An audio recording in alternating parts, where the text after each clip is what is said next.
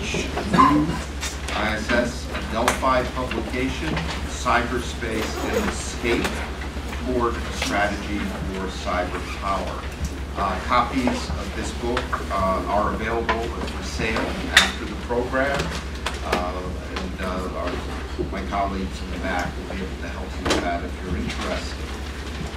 We have, this has been a fascinating project for us over the last few years. The IISS believes that the realm of cyber power and cyber warfare, cyber strategy is really a frontier in international strategy and international relations.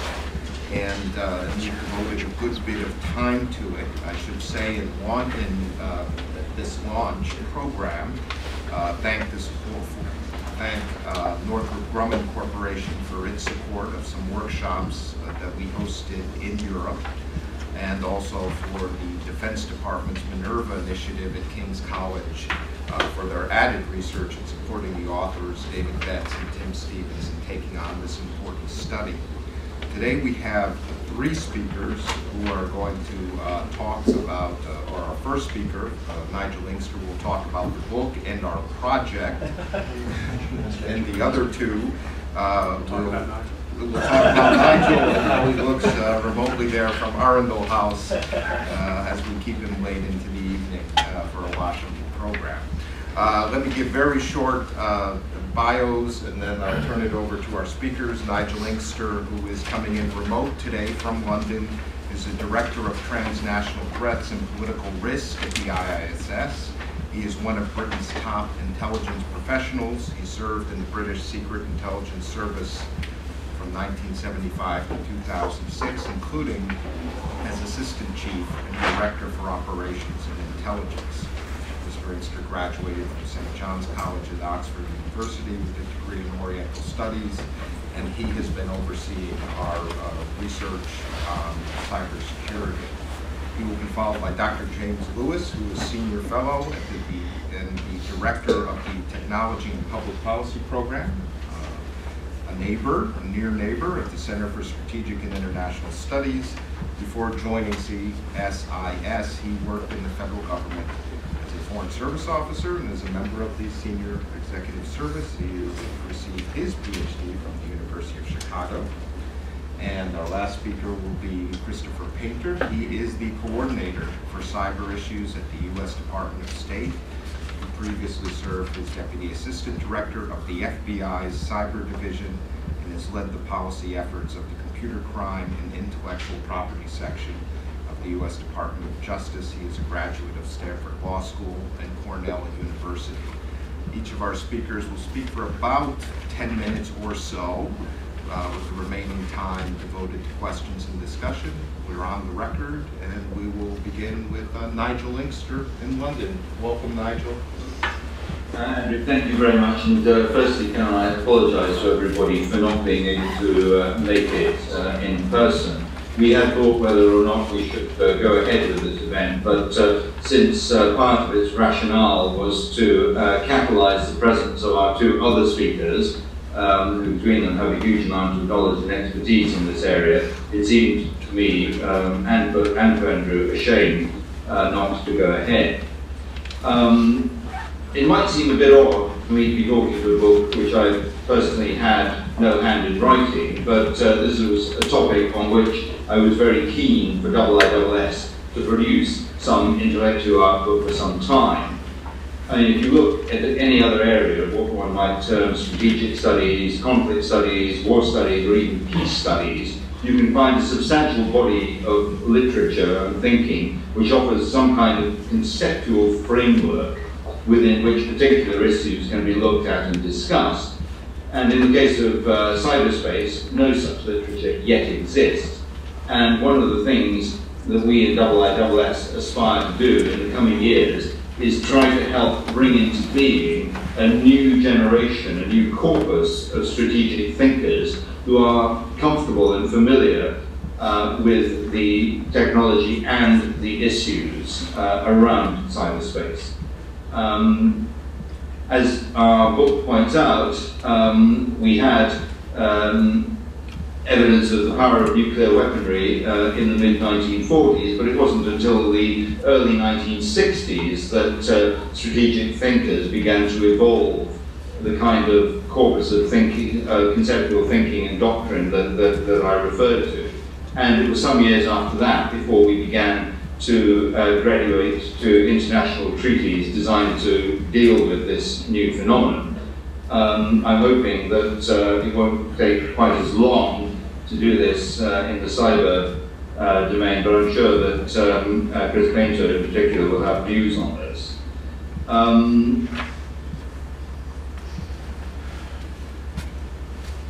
Within IISS, we're looking really to address 4 questions, and they're pretty basic questions. What is power in cyberspace? How is it exercised? By whom? And to what effect? And following on from those questions, what are the implications of the ability of supposedly sovereign nation states to exercise power in a domain characterized by an absence of borders, absence of barriers to entry, and which on the face of it seems to create a new kind of polity, to use Tom Friedman's phrase, a flat world, which some thinkers have argued will ultimately prove fatally subversive of existing power structures and elites. Not a view I hasten to add that I particularly share. I tend to think that the nation state will remain a key actor in this and other domains for some time to come, if only on the Churchillian proposition that it's the worst form of organisation apart from all the others that have been tried. But the nation state is struggling to come to terms with the transformational nature of cyberspace, and we're talking about something which is evolving at a speed many orders of magnitude faster than the human brain is accustomed to or comfortable dealing with. And it's true just as much for liberal Western democracies and authoritarian regimes. There's a very good quote in the book from Marshall McLuhan, which holds that whenever a new environment goes around an old one, there is always terror. And I think that description of going around is a very good one, because this rather curious phenomenon of cyberspace does seem very much like the yellow fog in T.S. Eliot's love song of J. Alfred Prufrock. It wraps itself around everything that it touches. I'd just like to make, in the interest of speed, the following brief points, as more than anything, as a basis for subsequent discussion. Firstly, cyberspace may have empowered individuals and non-state groups, whether benign or malign, in ways we hadn't expected. It's enabled these groups to mobilize and act in ways which have both immediate and unpredictable consequences. And states are always initially vulnerable and on the back foot in the face of this kind of activity. But at the end of the day, the impact of the ideas and the behaviors of these groups is probably only going to be as good and effective as their inherent intellectual coherence and practicability. A decade ago, I might have well been one of those who characterized Al-Qaeda's brand of terrorism as a fundamentally new phenomenon. I no longer do see it that way. Secondly, the sense of vulnerability that has increasingly pervaded and dominated the discourse about cyberspace is nothing new. We've been here before. People felt the same way about the pace and the impact of technological change a century ago. Consider, for example, Basil Liddell Hart's observations about air power.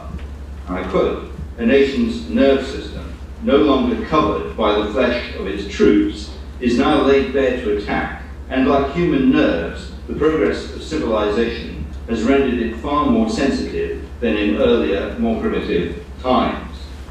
I think that we have heard very similar observations today about the vulnerability of developed societies to cyber attacks and disruptions. Next, this same sense of vulnerability leads us, by which I mean the liberal democracies of the developed world, significantly to underestimate our own strengths. These strengths are not just scientific and technical, though these are undoubtedly very real, but they're also normative. And here, I think, nation states are still able to exercise considerable power. And if you doubt this, just consider how things look to states such as Russia and China, for whom the concept of information warfare constitutes an important capability to be deployed both in peacetime and in wartime, and the exercise of which is challenged by these states' inability to control the information space within their own countries. I remember around Christmas, much was made of a speech by Hu Jintao talking about Western cultural imperialism. I actually got this speech with me, and being a sad geek, I read it over Christmas. And what it really is a tweet of Kerr bemoaning China's inability to develop a convincing cultural counter-narrative, and that I thought was the main point of the speech. Next, cyber warfare, a concept that is much talked about, but one that is characterized by a great deal of uncertainty and unclarity. What is a cyber weapon? What is an act of war? Just as in the 1920s, people like Guido Doi envisaged air power as a transformational capability that would quickly resolve conflicts at minimal cost to the victor, so we hear talk of scenarios which amount to nations being brought to their knees at the click of a mouse. In reality, air power alone has seldom, if ever, proven decisive in conflict, although air supremacy has become something of a sine qua non for the modern way of war. And similarly, it seems improbable that in military terms, cyber power could ever prove decisive in and of itself. And in any case, the exercise of cyber power, at least at a state level, can't really be divorced from the exercise of power in other domains. Take on America in cyberspace, and you had better be ready to take it on across the full spectrum of options. Finally, we need to look at the issue of cyber warfare within the wider conflict of the changing character of conflict and conflict's declining role as a uniquely decisive factor in the exercise of statecraft.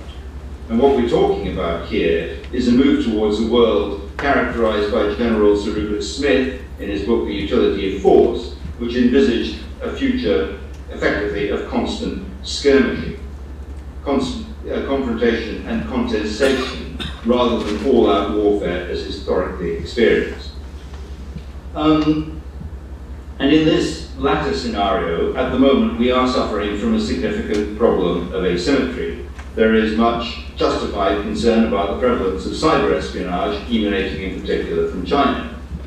It's proving hard to deal with because, put crudely, while there are many things China wants to steal from us, there isn't at the moment a great deal we want to steal from them. Yet, though I think it will change. And this leaves us with some difficult problems of how to respond effectively within domain or cross domain. And I think it's understandable that governments seek to respond to the challenges of cyberspace by trying to take control and direct defenses. This is a natural human response. And we in the West may criticize authoritarian regimes for trying to control the internet in various ways, but before doing so, we might perhaps pause to consider our own behavior in this respect. And remember, too, that cyberspace is a domain especially vulnerable to unintended consequences. An argument for some degree of caution, I would suggest. And none of this is to, in any sense, try to diminish the very real challenges that cyberspace presents. In a world where knowledge has become a key commodity, we can't underestimate the damage done by theft and espionage, nor can we ignore the security implications that come from vulnerabilities in ICT-enabled systems on which we've increasingly come to depend. We have to be aware of the implications of our new environment and consider, in the words of the UK Office for Cybersecurity and Information Assurance, how to identify and instill the changes in behavior and working culture that our dependence on the cyber environment demands. And we're only really just starting to do that.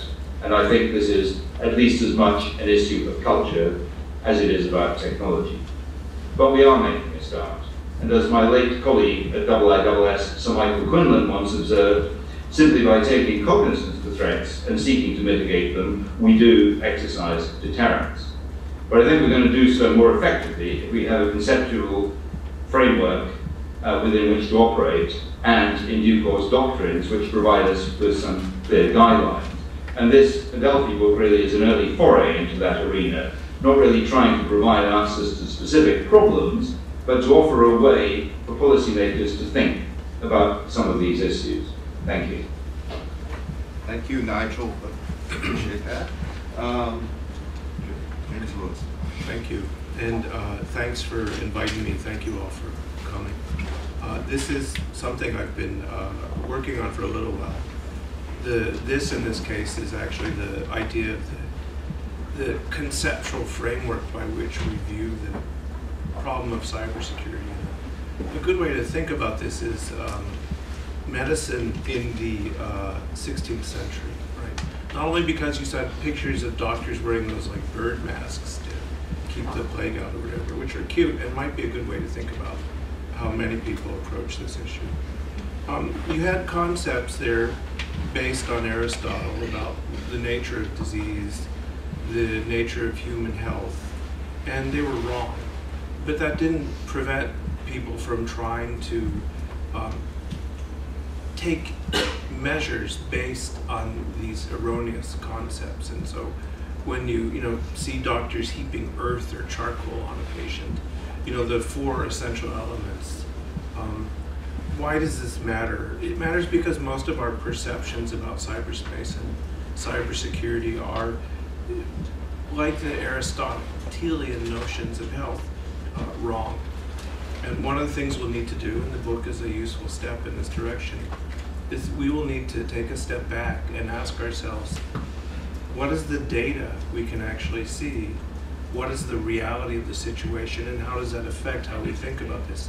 I personally am a little worried about this because there was a scholar named Thomas Kuhn who wrote 20 years ago that said, old ideas never really change, it's just their proponents die out. And since I'm sort of at the senior edge, that means I'm frightening. Frightening for me anyhow.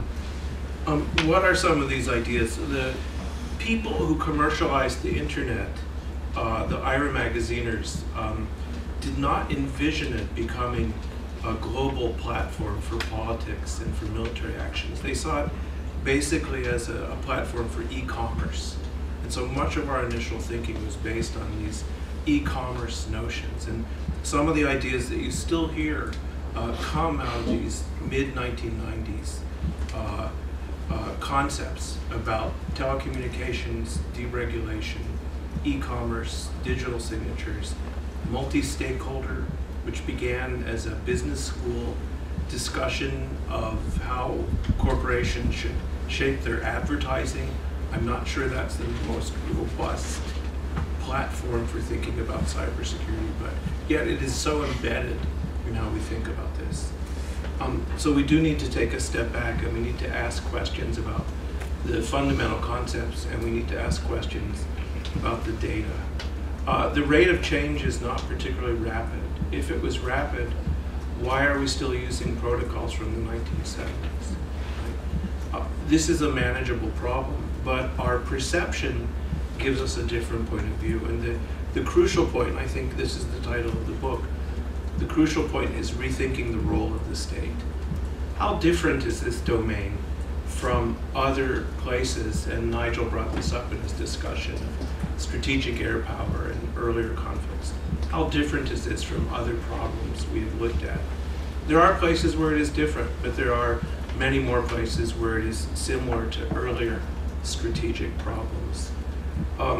We need to perhaps stop approaching this as a one-size-fits-all problem. That again grows out of the 1990s. You can remember, I used to collect them when I stopped after a while, phrases that people had uttered back then. The internet changes everything. Well, actually it doesn't. Give up your intellectual property, that will be the new business model. Turns out that was wrong too, right? So we want to step back and say, maybe thinking of this as a single issue may not be right. There's a military dimension, and I think that there's been some okay progress, showing the potential progress for military understandings between Russia, China, the US, the UK, other countries, is greater than in some of the other places where we have difficulties. Not a lot of progress yet, but I think some shared ideas on confidence building, perhaps on norms. There is a need for law enforcement cooperation. Of course, that overlaps with the military aspect, in part because our most likely opponents use proxies, right, irregular forces. We've dealt with irregular forces in the past. This isn't a new thing. But when it comes to law enforcement, we're kind of stuck, and perhaps Chris can talk about it. There's this thing, the Budapest Convention, the Council of Europe Convention on Cybercrime, which is a really swell treaty. It's got everything you could possibly want in a cybercrime treaty. But for a variety of reasons, some fair and some not so fair, Russia, China, India, Brazil, South Africa have said they will not endorse this treaty. And this obstacle to greater cooperation in cybercrime is a serious problem. We probably will need to think of new strategies to either persuade these countries to adopt the Cybercrime Convention or to find some other vehicle that will produce the same results. There's a huge trade issue. This is largely an issue with China, but taking the cybersecurity problem out of the larger trade conflict with China is a mistake. China has a strategy for how to gain technological equivalence, if not leadership, how to enrich their country, and much of this strategy involves activities that we would regard at a minimum as unfair. That said, the Chinese do have a strategy, and I don't know what we have. If strategy is one, maybe we have faith and hope, but faith and hope isn't working so far. If you look at how the Chinese approach technological development, their thinking goes back at least to the early 1990s, and so the ability to fund and consistently follow a strategy for more than 20 years is simply incredible. I can't think of a strategy that we have done, certainly on the economic side. But some of their activities, in particular espionage, economic espionage, through the internet, are approaching an intolerable level, not just for the United States, but for European countries as well. I had a discussion with German officials about the effect of Chinese espionage on their solar panel industry and on their automotive industry.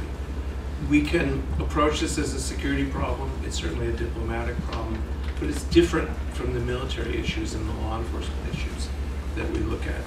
You could say it's a law enforcement issue if the Chinese would arrest those who stole intellectual property. It would be useful, but I think they tend to lump it into a different category. Finally, we have the governance issue, and this might be the one overarching issue. Governance is the rules and the processes for creating rules. And we have a very old structure for doing this that comes out of this commercial birth of the internet. And that structure is inadequate. It is not appropriate for what has become a crucial global infrastructure. We can no longer approach this either as a toy to be managed by geeks and academics, or as a purely commercial activity that companies can oversee for themselves. There's considerable room for action and agreement among states on the rules for cyberspace. And in particular, I think Chris has a challenge, the FCO has a challenge, complicating this debate, complicating the issues that surround cyberspace is an emerging dispute over values. At the end of the Cold War, you could find writings that said that market democracies had triumphed and these kind of challenges that we'd seen from communism or fascism had been defeated forever. And unfortunately, I think that's wrong. We are now seeing an authoritarian challenge to democratic values. The difference is the West is in a much different place. We are much weaker than we were when we confronted those earlier challenges. So it's going to be a much harder fight. And the internet, cyberspace, has become a focal point for this debate over values. Will it be democratic? Will there be free access to information? The Russians and the Chinese put out a code of conduct. I love it. It's so much fun. For example, on access to information, what they wrote was that free access to information is a fundamental human right, comma, subject to national law. Igor, I don't think you've got the theory down just exactly right. But that's the debate we're fighting over, and it will shape all these other things. So I think that we will need to take a step back, and we will need to say, We're seeing sovereign control extended into cyberspace. We're seeing people better define the borders. We're seeing people outside the US at least reject these old notions of governance. How will we shape that in a way that continues the democratic values, the fundamental civil liberties that we have come to associate with the internet in the face of some very strong challenges by people who are opponents not only politically, but potentially in military terms as well. So a difficult international agenda, but one where states will need to play the leading role. And that might be a good transitional moment. Thank you. Chris Baker. Well, I'll comment on some of the things that Jim and Nigel said, but first I think it's interesting that, you know, there's three sort of phenomena I've seen in this area, having been involved in some way for about 20 years now, and seeing this from being a very niche area to one that's now finally getting, I think, a lot of public and policy attention. I think that's a relatively recent thing, frankly, in the scale of things. There have been blips along the way. There was a 2003 cyber strategy that was put out that I had a hand in back then, and it was there, and it didn't really get a lot of traction after it came out. But I think things in the last couple of years have changed, not just in the US, but they've changed around the world. You know, lots of our partners, and even lots of countries who are not the big developed countries, are beginning to think about this issue more systematically, and I think that's really important. That helps us actually have some of this international debate that Nigel and Jim talked about. One phenomenon I see is this fight to get people to understand this as a policy priority, not just a niche issue, not just a technical issue, which most people, as soon as you say cyber, you either swing to the front pages and say cyber war, that's really sexy, that must be the big problem we're dealing, or your mind goes numb and you don't understand all the what cyber really means, and so it's either sensationalized or buried, and you keep running into that kind of issue. The second is that as we think about all these policy areas, people still tend to look at this in silos. So you have cybersecurity, you have cybercrime, which is somewhat related to cybersecurity. You have the political military issues. You have the economic issues. You have the governance issues. You have internet freedom issues, and all of those, to an increasing degree, are related to each other.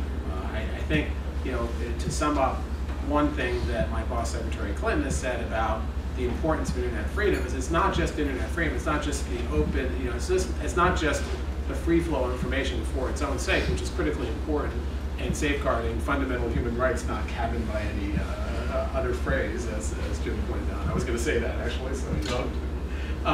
But that same free flow of information actually leads to economic growth and innovation that is the right bet to make for people in the long term. And that could, in addition to diplomatic and other efforts, that long-term, I think, view, which I actually believe is right, will have an effect. Now, that's not something that plays out in a day or a week, it plays out over time.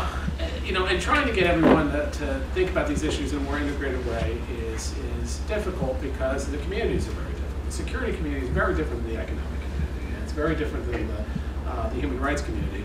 I've seen that come together more, and it was certainly the intent of the international strategy for cyberspace that was launched by President Obama, which had this overarching goal of a secure, interoperable, open, secure, and interoperable infrastructure that was both good for security, but also maintained free speech and those values, and was good for the economy. Then put them all together into one framework that tied all the different departments and disparate department agencies we had.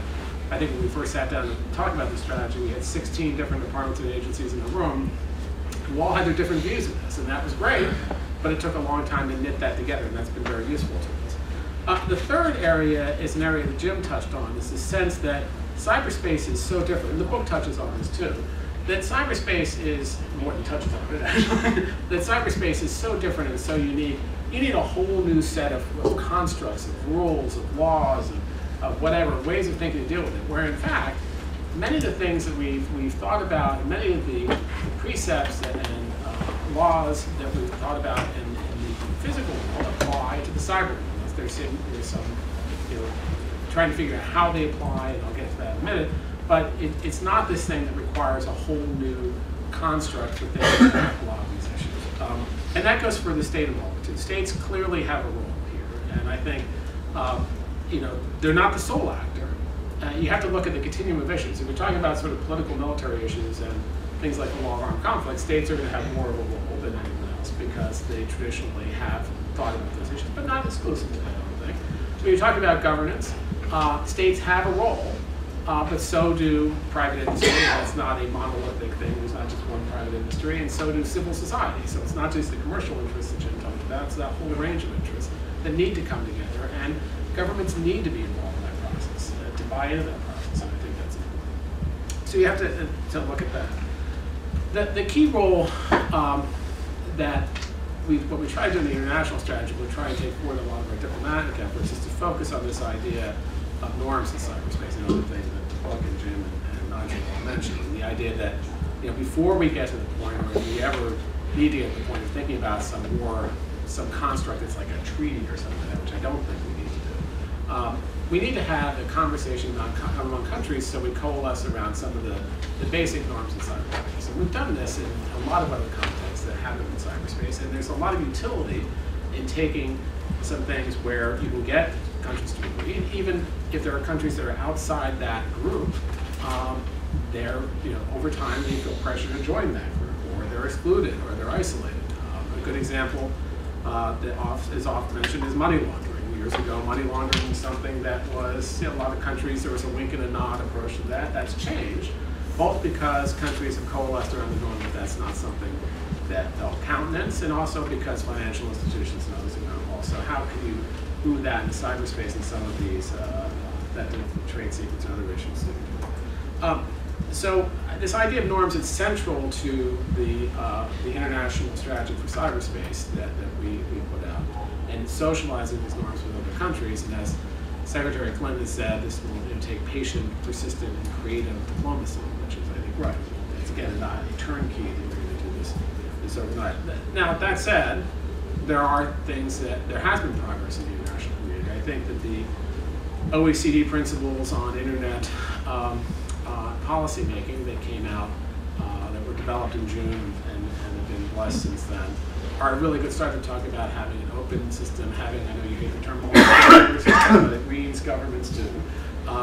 It talks about security and other issues. 34 countries signed up to that. That's a good normative thing. The G8 leaders came out in the Deauville Declaration with a whole page on the internet that really talked about these high-level concepts. The Budapest Convention that Jim mentioned for cybercrime is a set of norms. It's a set of norms on crime. Now, it is true that there is a number of countries who feel that it wasn't invented by them and they don't want to join it. But at the same time, I think, the first issue is trying to convince them this is something that actually helps them, and I think many do see that. And more of the developing world is seeing that. And that's tied to capacity building too. But the second is, even if they don't adopt that convention, it's important that they modernize their laws. Their laws are in a place that they will allow first criminals to be charged in their district, and there's international cooperation. So the convention's important, but we also want them to strengthen their laws, and I think that's what we're good. We have said we've had multiple countries, France, UK just released their second one, the US, Canada, Australia, a number of others have released cybersecurity strategies, and I think that shows they're elevating this as a policy matter within the government. Recently in The Hague, there were these internet freedom principles that 15 countries signed up to, but that's expanded. We have said unambiguously, and the Vice President said this in his speech, his televised speech at Foreign Minister Hague's conference in London, that the law of armed conflict applies in cyberspace. And a lot of other countries believe that and join with us in that. And I think that's a good example of we don't have to reinvent things. It applies, principles of distinction, proportionality. How it applies to even work out, to be sure, but it applies. Jim mentioned the modest consensus from the group of government experts in the UN, where we agreed that both confidence-building measures and norms in cyberspace were important in that political military realm. And indeed, we made a lot of progress working out these confidence-building measures, things that are, again, this is not unique to cyber. This in some ways, this comes from the nuclear world where, transparency measures, exchanging strategies, exchanging white papers, exchanging CERT information, having better criminal cooperation in cases, having the equivalent of hotlines or ways to communicate to de-escalate a crisis. All these are things that can be applied even when countries don't agree on some of these basic principles that are sometimes seen as more of a democratic practice. I mean, all this leads to this. One of the important things to do here is to really engage seriously around the world these issues. And we've seen this in the London conference. There's been a lot of work we've been doing. There's a lot of work in I'm ahead both bilaterally and multilaterally with countries around the world. There are real challenges. One is this different vision. One of the things I think that has happened because all of us have now realized, or many have realized how important this issue is that it's crystallized that alternative vision of a very top-down control of the internet, of a control over destabilizing speech, of trying to build boundaries around sovereignty in cyberspace. A very different take than the sort of democratic view of the internet, which is, I think, inspired a lot by the fear of this technology and how it will work. And again, I think that can be overcome over time. There's also the fact that states are in different places in this. So, it's getting better, but states are more thinking about this issue now, but in some states they just haven't organized around it. They haven't figured out within their own government how to talk about it, so it's very hard to plug into. So there are challenges there. But all that said, I think things like this book do advance the dialogue because it makes people think about this issue and not think that this is such a huge problem that they have to throw up their hands and run screaming from the room, which is, I think, one of the points the book made, not to the famous phrase, don't panic, but there are things to do here, and there is a role for the state here, and I do agree with all the things in the conclusion that democratic states who are used to having these discussions, these multi-stakeholder discussions, but also we're used to having these discussions more broadly, will have an advantage in driving this debate. Okay. Thank you all three very much. We're going to get Nigel remotely back into the room, and the floor is now open for questions. And if you could please identify yourself, name and affiliation. When I call you, I'll get a list going here as well. Ron? Yeah, Ron Marks from the Memorial Institute. Question on this one. One of the things that seems to be mucking up some of the works here is the idea that cyberspace includes a huge number of non-state, non-business actors.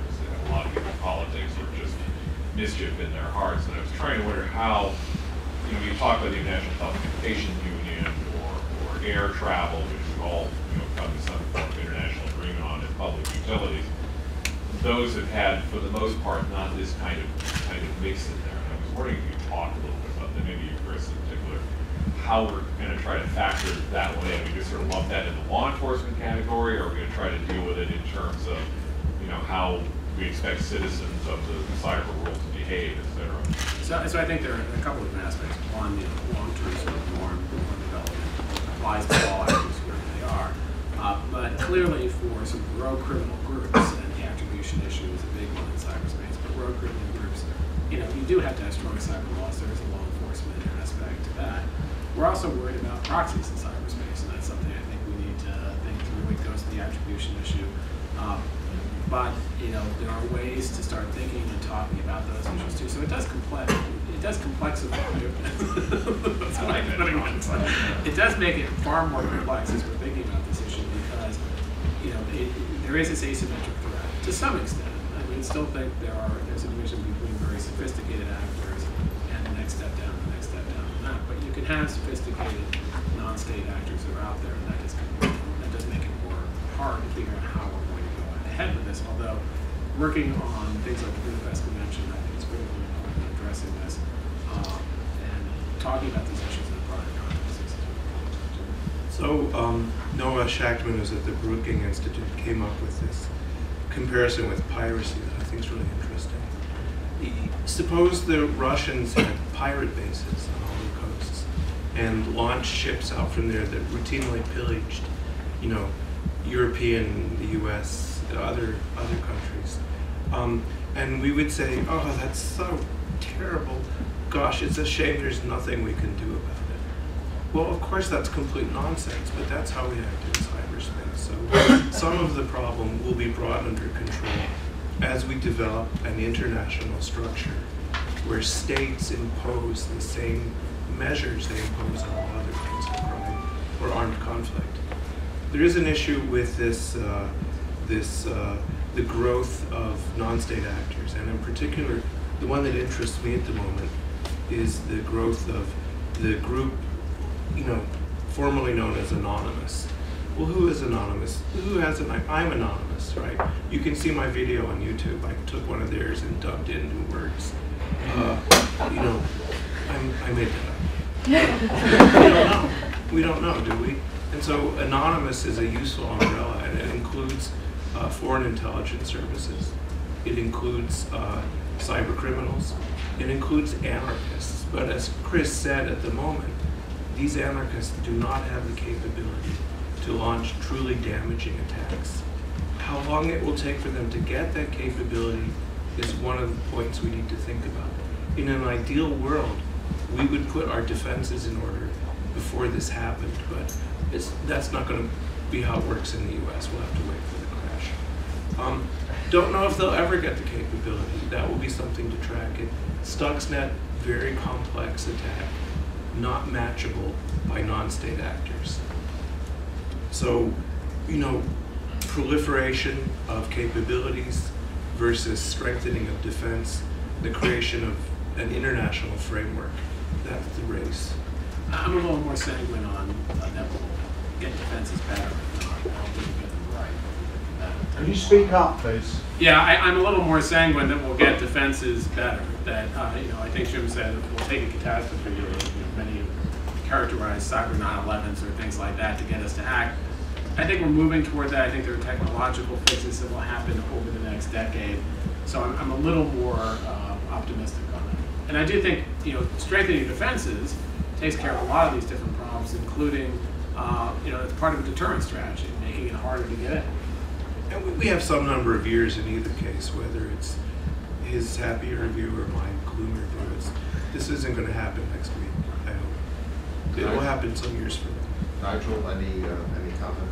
Yeah, I mean, I think if one looks at some of the pervasive non-state phenomenon we've seen over recent years, and particularly some of these organized criminal groups operating out of Russia and Ukraine, dark market, bad B, all these people.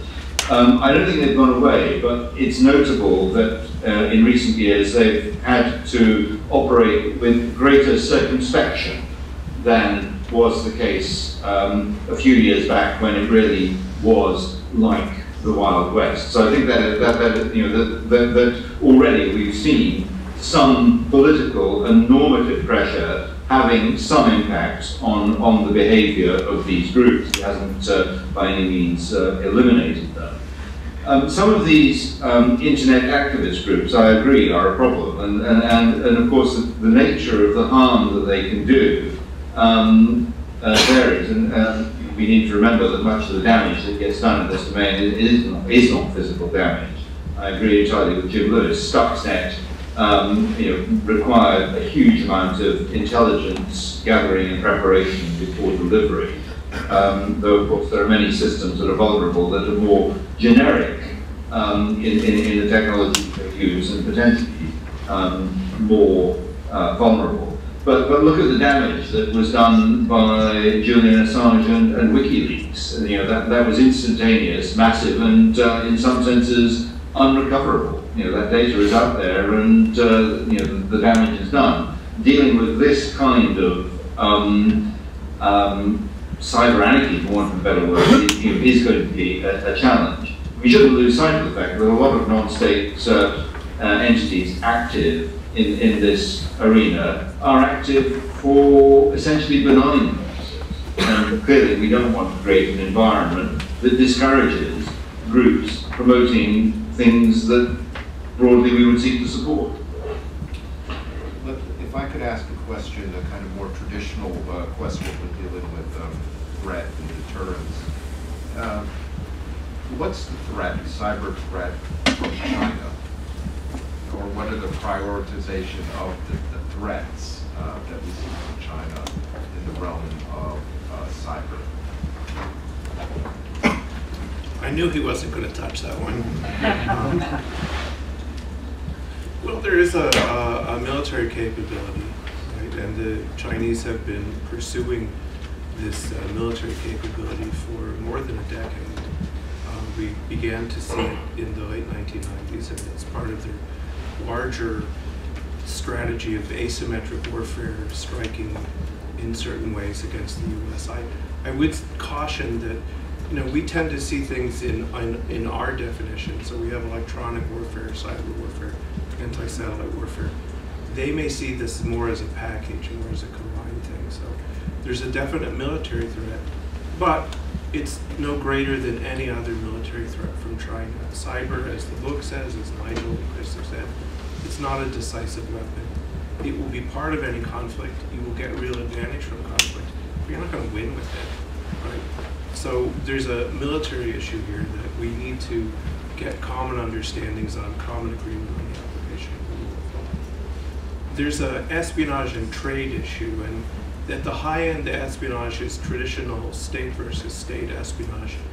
The Chinese, along with other nations, have had some success at penetrating government networks. You can kind of laugh at it in some ways. They do some mirror imaging. So, for example, the Chinese made a big effort to penetrate the Department of Commerce. Now, in China, the Ministry of Commerce is important. And so they mirror imaged and thought, well, our Ministry of Commerce is important.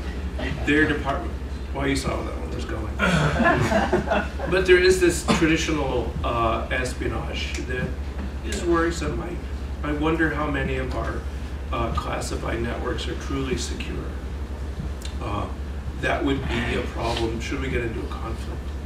The larger trade and economic espionage issue is an immediate threat that is in some ways greater than the military threat. I think that we don't have a good estimate of the cost of the intellectual property losses. We don't have a good estimate of how China is able to take advantage of these things. It appears to me there's a lag of some number of years. You could not only give me the blueprint to an F-16, you could dump all the parts on my front lawn, and I still wouldn't be able to build it. To some extent, that's true for anyone, but there's clearly some improvement in Chinese economic competitiveness and military technology as a result of this, and that I think is the most immediate threat. So when you look at it that way, military, a potential military threat, espionage, a threat, and trade and economic competitiveness, a threat. Different aspects on each one.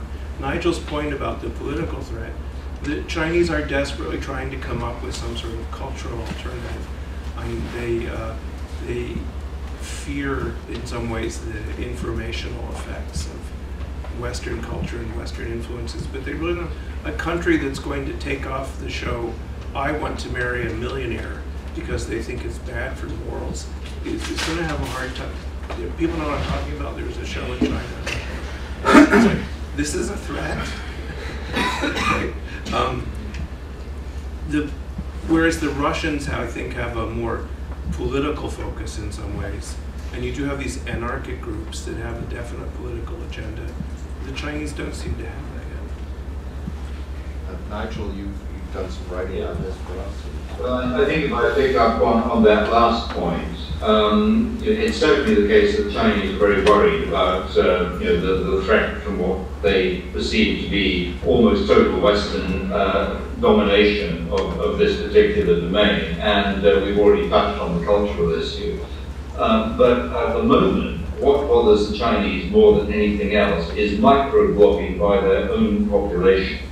And this is a phenomenon with which they are really struggling at the moment. A microblog in China, like Twitter or Tweet, is 140 characters. Now you can say a heck of a lot more with 140 Chinese characters than you can with 140 Roman characters. 4 or 5 times the length without any difficulty. And this is instantaneous and ubiquitous. And we've seen the Chinese government really struggling with this. So that is, I think, a factor. On the more conventional side, The Chinese have this term that their doctrine, which they call in Chinese which is literally network electronic integrated warfare. It's really everything together, and it's got a strong element of Russian doctrine on information warfare and information operation, but it is very explicitly seen as a mechanism for shaping the battle space, and hence sort of ancillary to actual conflict rather than any kind of substitute for it. I mean, what we've seen on the espionage side is basically a digitization of something that's been around for some time called Plan 863, which is China's industrial modernization plan. The undeclared element of which is a drive to collect by all means all relevant intelligence and information on key strategic industries. And of course what the internet has done is simply enable China to digitize this activity to collect much greater volumes of information at much lower level of risk. They don't have to worry, for example, about Chinese businessmen in California being arrested at periodic intervals anymore. They can work around some of these problems. So it seems, given the imperative they've got to generate huge levels of growth, to mop up excess labor and so on and so forth, it is unsurprising that they're going to behave like this. And I have to say that we in the West have actually been guilty of considerable naivety in the way that we approach the whole issue of security in this domain. I think it's still the case that a lot of people, both in government and the private sector, still don't get this, still see security as something, isn't that the job of the retired policeman that we hired to deal with these issues, rather than something that is integral to the business model, needs to be led by the board and treated as something that pervades all elements of the business culture. We're only just really beginning to get around to that. Chris, any comment? Well, I was just on the last point. I think that's a continuing issue. I said that there's a lot more awareness now than there was 5 years ago or even a couple of years ago, but it still hasn't penetrated the popular culture enough so that people are actually taking the precautions they need to. So I agree with that. Steve? Yes, hi, Steve Flanagan from CSIS, I don't know if you can hear me. Nigel brought up the issue of trans-domain deterrence and escalation, and I guess we could even add escalation management. Those of you, maybe perhaps those of you particularly who are not serving in government right now, could you give us a sense of what the state of official thinking is in the West, but also perhaps in China and Russia, about response to really threatening cyber attacks using other domains, and how and sort of cross-domain management of a future attack? I mean, obviously it's not stuff that people are printing, but there is definitely some thought to this notion that there might be levels of cyber attack that might trigger a kinetic response. I'll leave to Chris, if that's okay, the discussions with the Russians, because there have been some formal discussions that have produced progress. Is that okay? Instead of me changing. With China, I think that what we found is a little different, and I would characterize discussions with China as lagging behind the discussions with the Russians in this area. The Russians have a long experience with arms control and with thinking about escalation, and that gives them a little bit, it makes it easier to come to an understanding. There really is no good way to manage escalation between the US and China right now. There is not a common understanding on what a destabilizing cyber attack would be. We don't want to, and I think the book makes this point, we don't want to set the threshold too low. That's an area where both the US and China agree. High threshold, but what that threshold is remains open. So I think this is an area for work in the bilateral relationship. How do we establish both the nexus of communications transparency, and how do we establish the common understandings that would let us manage a crisis and prevent escalation. I think a little more progress on the Russian side. Yeah, so two things. I think it's worth noting that in our international strategy, we did set out somewhat of a declaratory statement there, where we said that, and I'll read from it, when warned, the United States will respond to hostile acts in cyberspace as we would to any other threat to our country. All states possess an inherent right to self-defense, and we recognize that certain hostile acts conducted through cyberspace could compel actions under commitments we have with partners. We reserve the right to use all necessary means, diplomatic, informational, military, and economic, as appropriate and consistent with applicable international law in order to defend our nation, allies, and partners. But in so doing, we'll exhaust all options before we use a military option. So we have been pretty clear in a public document about, the fact is that we don't have to respond cyber to cyber. We could use diplomatic, we could use economic, and even military as a last resort. Now, what that means, the second part of that question, though, and what Jim was saying, is it's absolutely essential to engage with other countries as much as we can to try to dial down the chance of conflict, and particularly inadvertent conflict. So there has been progress made with the Russians in terms of looking at these confidence-building measures. There was an exchange of military strategies. There has been talks about establishing communication lines, pre-conflict, so very much like NERC in the nuclear world, that you can set up something, so if you see something, you can say, hey, is that really what we think it is? Can you respond? That there's a way of doing that between countries to dial down conflict. Now, I think I would agree that discussion is not as mature with the Chinese. However, it is something I think we want to pursue with them. I think it's something they're interested in. I'm not, they may not be used to thinking in these terms of confidence-building measures, which is more of a term that the Russians are very familiar with, but it's something that I think with a lot of countries we need to do. I'd also say that within the OSCE, this has been one of the work streams we've been trying to push, is how we can, and the OSCE has a lot of experience thinking about confidence-building measures in other areas, so we don't have all the answers to this, and they're a good forum to think about that. But I think that is one of the streams of work we have to do. We want, you want to avoid cyber conflict, and you particularly want to avoid misunderstandings that will escalate to a cyber conflict, and the more you can build that transparency, even with countries that don't agree with you or see eye to eye to you, the more, and I think that's critically important going forward. Nigel? Yeah, not a lot to add. I mean, I think at a much lower level, to pick up Chris's point, there are things that China wants from the United States, from the developed world, that may be to some extent tradable. For example, recognition as a developed market economy. Now that may of itself give you some cross-domain negotiating leverage, and there may be other issues where it is possible to do this. And I'm not mistaken, the Deputy Chief of the General Staff, Ma Xiaotian, was in Washington not so long ago, making it clear, pretty explicitly clear, that some of China's recent cyber activity could be seen as a response to US naval intelligence gathering activities close to China's shoreline, which is becoming an increasing issue, a bugbear for the Chinese. So there may be some areas like that. I agree that the Chinese are not yet as far advanced in their thinking in dealing with this, but what is clear to me is that the US declaratory statement has had significant impact within China. There's no question about that. It has set them thinking. Yes, you had a question. Yes, I did. Sir, Mr. Painter, this may be for you, but the recent, Patricia Martinelli, I'm with the Joint IED Defeat Organization.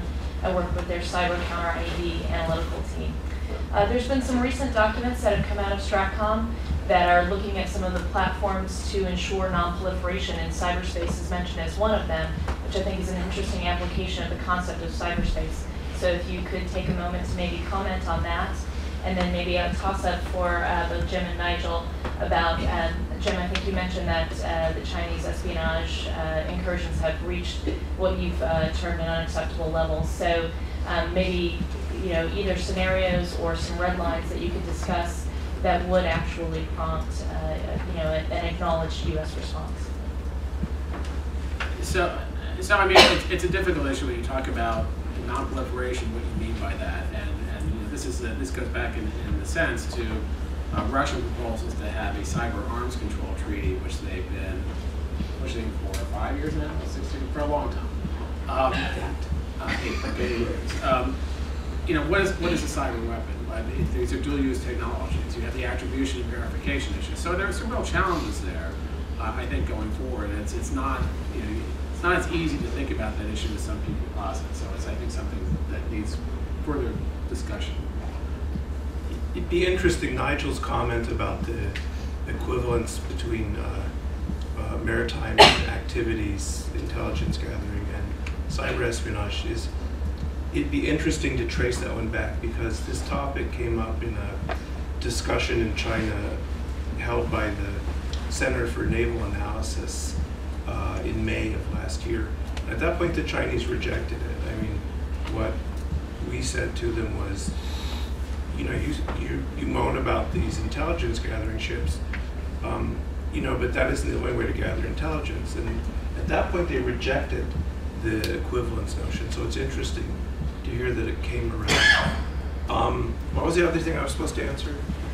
The Chinese incursions reaching an unacceptable level. Well, this is a political decision, just as an act of war is a political decision. And what you could say to the Chinese, if you wanted, or to any nation, they're not the only people who do economic espionage, is that at some point this becomes very damaging to the bilateral relationship. And you can find examples in the past with a European ally, with a Middle Eastern ally, and of course with the Soviet Union, where the US took measures, overt and covert, to encourage them to dial back on economic espionage. And I think we're coming to that point. We're not the only ones.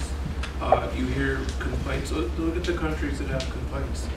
The Indians, the Koreans, the Australians. One of the problems here is that we've seen over the last few years in China a significant dispersal of centers of power. Now, this is, of course, something that the Chinese pray in aid when they seek to justify, you know, not doing anything. But it is also a reality. I think that at the moment, I'm beginning to suspect that there is something of a lacuna in policy thinking in China in some of these issues. I'm not sure that they've quite, you know, got to the point of having an integrated and coordinated consideration of some of these issues. It's clearly something long overdue, but I suspect the practicalities for the Chinese are actually quite considerable in getting it done. There's a question in the back row, yes. Yeah, Sean Waterman from the Washington Times. This morning at his testimony before the Senate Select Committee on Intelligence, James Clapper identified Iran, along with Russia and China, as the top-tier foreign intelligence threats to the United States, and he talked about Iran's capability, including in cyberspace, having dramatic growth during the past few years.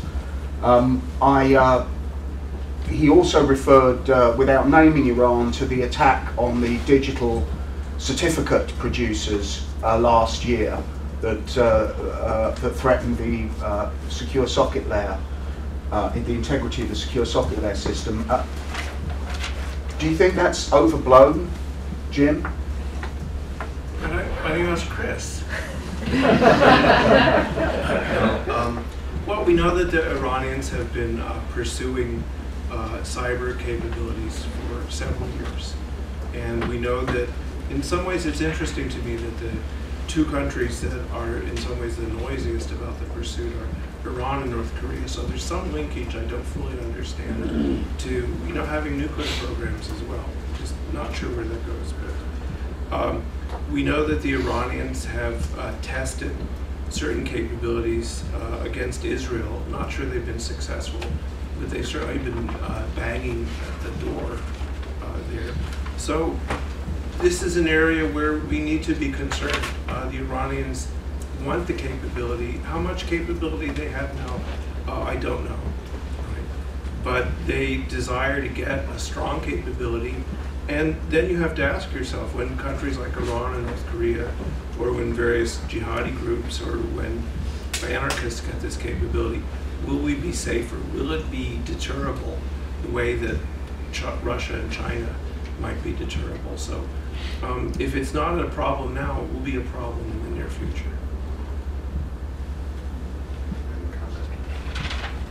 Nigel? Yeah, on the Iran side, the activity that was most prominent last year, these theft and simulation of DigiNotar security certificates, were more targeted against Iran's internal opposition. It was man-in-the-middle attacks. The Iranian services pretending to be, whatever Western service provider, and then getting all the details that they needed on potential dissidents.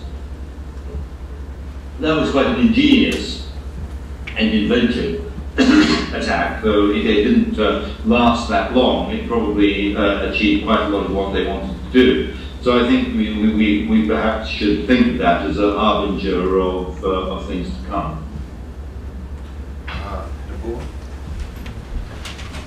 Thank you. Yonayama from the same company, Japanese multinationals. I know U.S. government and Japanese government have been talking about the collaboration for cyberspace for military use and also the space. And the question is about the military alliance. What does U.S. expect the military partner for the collaboration and the readiness and preparation? So they're not here, but I would defer to my DoD colleagues about the exact goals. But I think we said in the international strategy that there are a couple of aspects of military to military exchanges. One is to make sure that the networks are secure, with close allies. It's important for all networks to be secure. And indeed, in the NATO strategic concept, that was one of the important things, to secure NATO's own networks, and that was a key component of that. The other is to talk about collective self-defense, how we're able to do that, how we're able to exchange information and threat information. I think that's all key to those requirements. And the larger Japanese relationship, we've been dealing with Japan for a long time on a whole range of different cyber issues, and continue to do so. I think there's certainly renewed emphasis on that, given some recent activities in Japan over the last year. Nigel, any comment? I don't think I can talk to U.S. policy with any conviction. John Sanders, Cisco Systems. Jim, predominantly for you.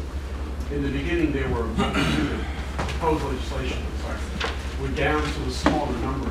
What's your assessment in terms of predominantly, will there be cyber legislation before the 2012 election? And if so, where do you think it will lead? Both the Senate Majority Leader and the Speaker of the House have said that they would like to get some legislation. So I think there's grounds for hope. And if you talk to Senate staffers, they'll say that this is a historic alignment of the planets to get some cyber legislation.